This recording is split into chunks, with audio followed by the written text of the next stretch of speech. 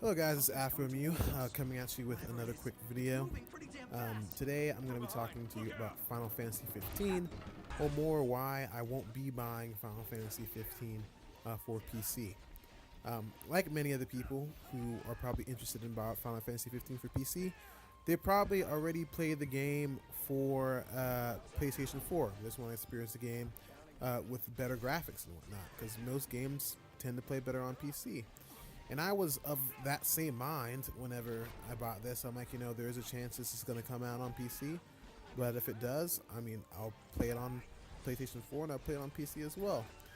But to my surprise, whenever I played this game, is that this game is bang buck average. Everything about this game, outside of the visuals, is pretty average. That being said, this game is definitely better than Lightning Returns and some of the more recent Final Fantasy installments, but it doesn't come close to Final Fantasy 7 or Final Fantasy 10. And after such a long wait, and such hype, I was really expecting for this game to deliver, and it didn't. And let me say there are two main reasons for that, in my opinion. The first reason being that the combat. Now, the combat was extremely shallow. It's extremely casual. You hold down one button to attack, and you hold down another button to block or to, parry. And I'm sure a lot of people will say, oh, this used to be a turn-based game. What do you mean casual? But, yeah, the previous Final Fantasies were turn-based, but they were intense and took a ridiculous amount of strategy to do. In this game, yeah, you can switch between weapon to weapon, but it's just not, the combat isn't very deep. It's a very casual experience. Higher levels pretty much mean that your enemies become damage sponges. Not that the gameplay forces you to have a higher level of competency. So the combat was pretty shallow. The other thing that really did it in for me, which I think is extremely important for an RPG, is the story. The story was extremely hard to follow, and it really did not make any sense unless you took your time to go search things on Wikipedia or watch the Kingsclave anime that came out prior to the game. And I kind of feel like a game should stand on its own. You shouldn't have to go look at external resources in order to figure out what's happening or what's going on. And continuing on the story, I feel like there were so many lost opportunities with these games. Look at the dungeons.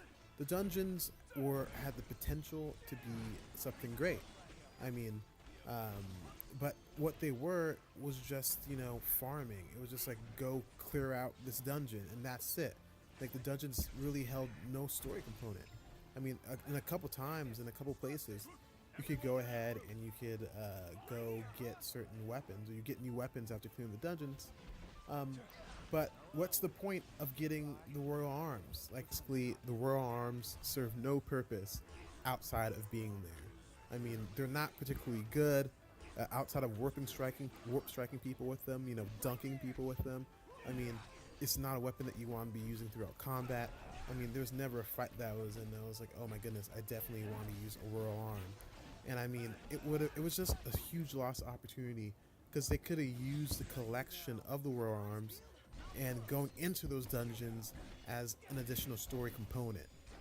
At the end of the dungeon, you have the final boss, and like there's this big story at the end of that dungeon, and you learn about the ancestor who wielded it before you, and it helps Noctis grow into the king that he wants to be.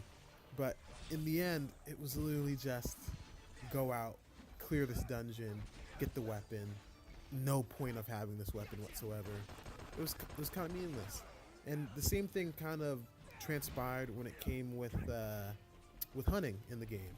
Hunting was one of the ways you could get cash throughout the game, and it's kind of like, all right, go in this area. This is hunting, and this is all the side quests. All follow the same formula. Go to this area, kill things, bring it back. Go to this area, kill this thing, and come back. And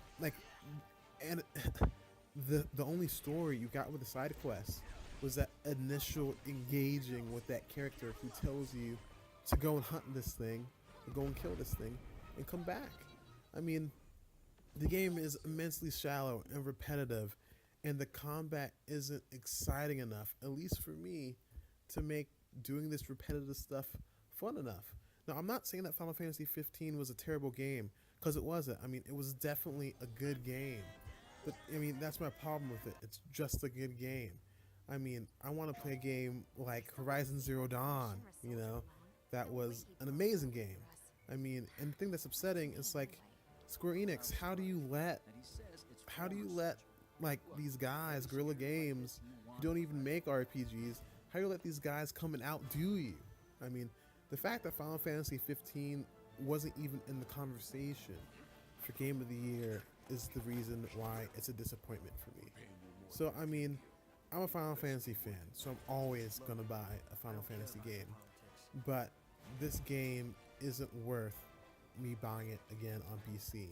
And for a lot of people, I'm sure that, I mean, if you're new to the genre, if you're new to Final Fantasy, I mean, it's probably up in the air whether or not you like it or not. But for my expectations were, I mean, this game just completely fell short.